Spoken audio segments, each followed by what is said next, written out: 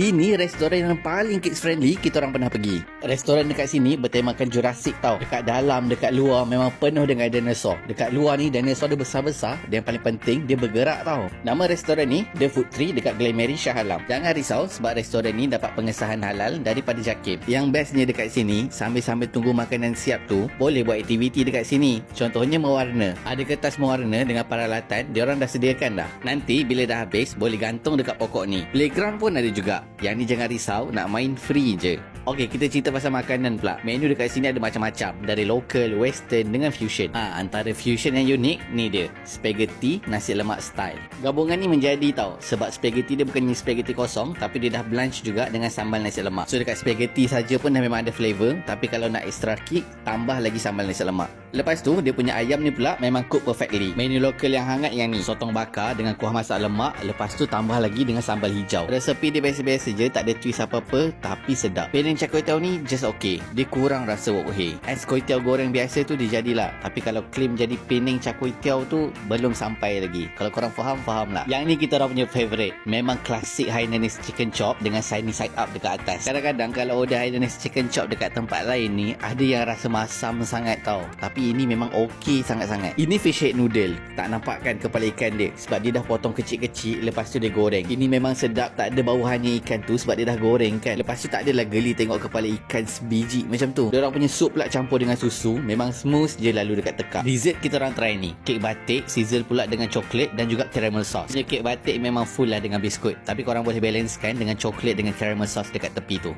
Air kita orang minum jumbo herbs. Ini atas meja nampak saiz biasa, tapi sebenarnya dia saiz muka tau. Memang besar betul. Dia gabungan serai, pandan, daun pudina dengan limau purut dimasak 3 jam. Siap dia dah bagi tahu benefit dia. Kalau korang nak cuba, jangan lupa datang ke Food Tree dekat Glen Mary, Shah Alam.